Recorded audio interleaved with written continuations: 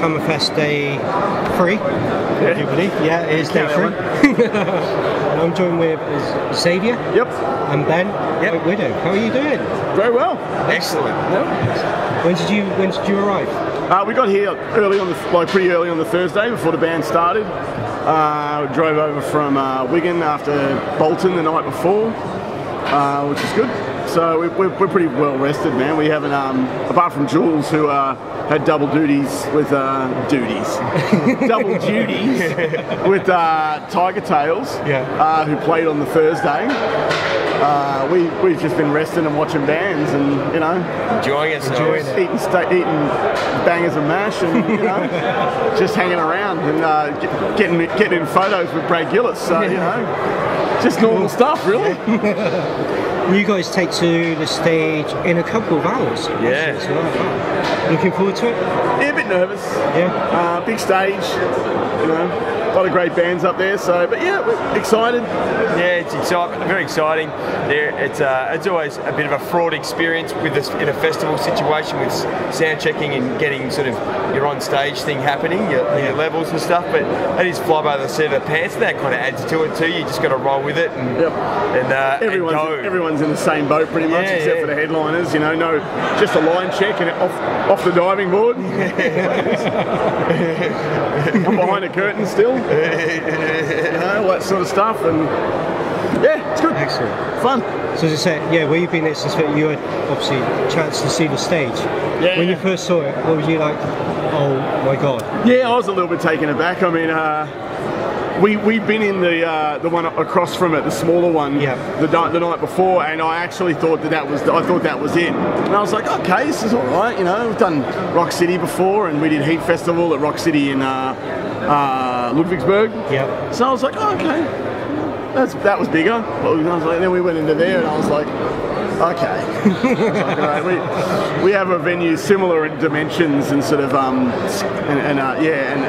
proportion back home, but it's just scaled down, and sort of like a hi-fi bar on steroids. And I was like, all right, this is something else. So excitement, pangs of terror, but we'll be okay. Hopefully. Yeah, we've played six or seven shows up until this point. I think it's 6, and but they have all been considerably reduced in the dimensions of the stage. It would be interesting to do a big gig where we are separate, and it adds another challenge again. But it's also another level of adrenaline because you're really. You're on the big court basically. So. And that's 6 or 7 shows while we've been here in Europe at least. But pretty much the only shows that these guys have done, the new guys have done with us. So we're still sort of locking in and finding our feet together. But I think we're sounding better than we have. So all things being equal, we should do well. Cool. Obviously, your album hasn't long come out as well. The album's out. Yeah. Yep. Crossfire's in stores and all the streaming and all the digital sites and stuff. So we're playing a few songs off it. Sort of a healthy spread of all the records. I think we've got 4 off the new record out of the sort of 9 or 10 songs we'll play today. So that's pretty healthy. We wanted to not sort of stack the deck in any direction further. People have their favourites. You can't please everyone. It was easy when we had one record. Yeah. Go out there and play the 10 songs and go home, and no one was disappointed. But bumping into people yesterday, and they've got all their firm favourites, and for some reason or another, they're not all on the list. None of them are on the list. Well, when you're on your 3rd drummer and your 2nd bass player, and they're relatively new to the fold, we just had to pick the songs that we knew we wanted to learn first, and so we've got probably 16 songs across the 30-song repertoire that we've got learned up that we're ready to play. So we're trying to get it right. That's the thing sometimes fans don't understand is the hours and hours of practice it takes. New guys like yourselves, it's not an instant click. We'll just play that one. Just count it in. Just wang it. Yeah, you can't wing it. They if you're lucky enough to get encored and cheered back out, And sometimes you just don't have anything else, you know, when you've got a new lineup. So you've got to be clever and keep things up your sleeve and have a fake ending. But that's always a bit dubious. You don't know if you're going to come back out. So can't save big songs and not come back out. But so for us, you know, for me, I had to learn 4 new songs. Yep. Guys had to learn 17 songs. So yeah, we did a 90-minute set in Spain. Madrid and nearly 90 minutes in Greece, and we basically gone through the whole repertoire that we had, and we got an encore, so we had to play another song again. Yeah, we got the public forum, what song they wanted. Left it to a public referendum, and they requested the most difficult song that we do with the highest vocal lines to come back out. And it was like, all right, mate, we'll do our best. I think we actually played it better than the first time, but I mean, the Athens crowd were incredible, and they pretty much sung all the words for us. So that's a humbling experience. That's cool. Do you guys have any sort of routine or some of which you'll go through before hitting the stage? I would generally just completely have a mental breakdown and think I can't do this and look for the door. Yeah. And then the curtain goes up and I just give it my best. I don't know. Just I mean, I played through all of our songs in the cabin yesterday to just make sure that I'm on the right page. But I don't know. Jules has probably got his own process. Yeah. But what about you? I mean, sometimes I go in and do it cold, have a few drinks, loosen up, just relax, and sort of just mentally sort of prepare for it. But I try not to think about it too much either. I just go in there and trust that the information will arise and start playing. Trust in the training. But today, if we do get the opportunity, I'll do some warming up vocally. Spoke a lot yesterday and shouted over lots of bands, and so do that. Play some bass. See if I can sort of get warmed up a little bit. I think it'll work in my favour. So excellent. Excuse me. That's all right. I always like to ask a random off-the-cuff sort of question. Go for it. The zombie apocalypse has erupted worldwide. Awesome. Been begging for it. It's going to happen.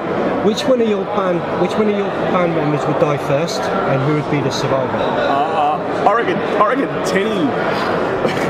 I reckon Tenny would be still trying to organise himself, or the drummer Noel. I reckon, or Enzo. He might just bumble through it though. Noel. Yeah, he could just fumble his way through, like Mr. Bean. Like he just managed to sort of pinball through the. It's not fair. I reckon Enzo will be all right. Enzo's got the training. He's seen every horror film ever. I don't know, man. I know it's not going to be me. I'm way too prepared. first to die. It could be me. I've watched Dawn of the Dead a lot of times though. I reckon Jules could be arguing. Yeah. Jules could be stuck arguing about. He'll see a zombie with the wrong t-shirt, like he'll see one with a Creed t-shirt on. He'll be trying to argue the point about why Creed ain't any good. Yeah. The zombie will probably just end up walking away. I could end up seeing a zombie with an Adidas t-shirt and a pair of Nike shoes and get upset about the continuity and maybe bite the bullet there. But no, I've thought about this way too much. I'm way too prepared. Excellent. What about a weapon of choice? It's got to be a machete. Has to be a blade. Has to be a long blade. Yeah. All the classic films and have all shown you. Yeah. Blade of weapon, distance. That's it. Can reuse it. And you don't want something that's a small enough blade like a samurai Close sword. quarters. It's going to break. You want something that uses a lot of brute force. I have thought about this. Way too much. High ground. A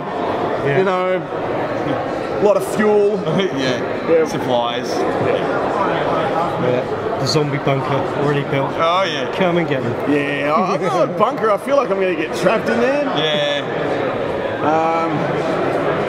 You need a network of tunnels, and but then how much time have we got for this? We'll get into it. So what's in store for the remainder of 2015 for you guys? Really just go through the excruciating process of flying home, the many hours and layovers on the way, and then sleep for a week, come back up and start thinking about some more shows. We want to look at Japan, and if we can anywhere else in Asia that'll have us. Yeah. That's a much shorter flight, and that's good at this point. We haven't been there. Last 2 records have come out there, so that'll be good to go over there if we can. A little bit of interest, so we'll sort of fan those flames and see what we can do. Start riding? Yeah, a few shows in Melbourne. Like, you know, we might see if we can move into state if we can sort of string something together. Yeah, and then really start looking at new ideas, see what we can come up with, keep the process sort of pretty fresh out of writing the last record, but we want to stay on it and just not let it wither away. We'll just keep it moving, basically. We'll have a little fun with it, and while we're getting match fit and also still kind of in the writing, got the writing bug, keep the recording going. We might record some covers, do a few cool covers that people wouldn't expect, and what we do with that, whether we seed them out over the web like sort of Houston have, for a bit of excitement and viral sort of energy to promote the record, or maybe we'll slap them together for something exclusive. We'll see. Maybe it won't happen. Maybe the zombie apocalypse will happen. You know? Always prepared. So when you're not writing, you're not rehearsing, you're not touring, you're not sort of mixing, getting music ready, how do you relax? How do you turn yourself off?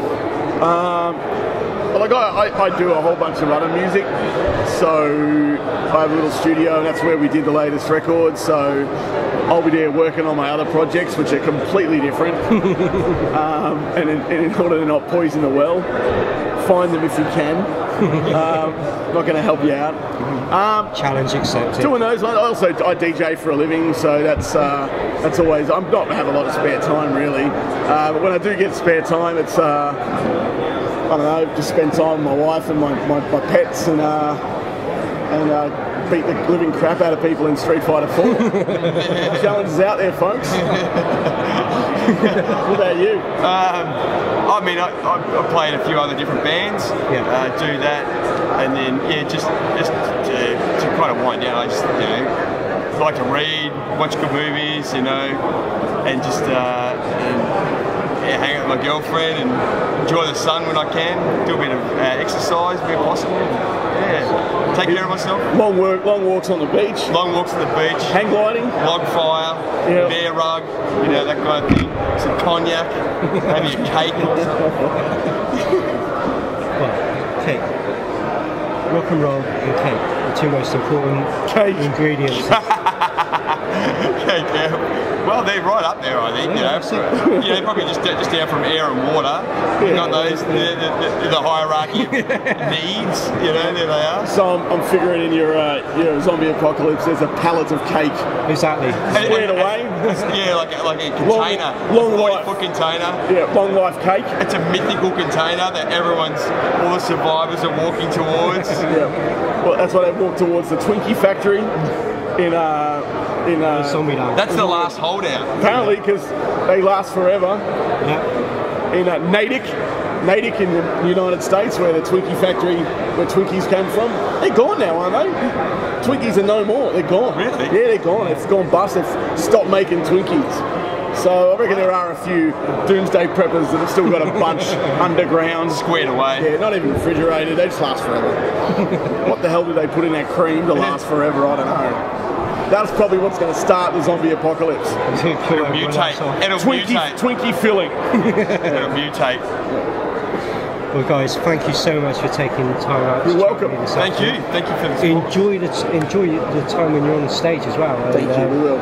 We'll endeavour to enjoy it. Not just be going through the stress and the panic attacks. We'll get through it. You'll survive. Yeah. Cool. Thank you very much. Thank you. Cheers. Thank you. Cheers.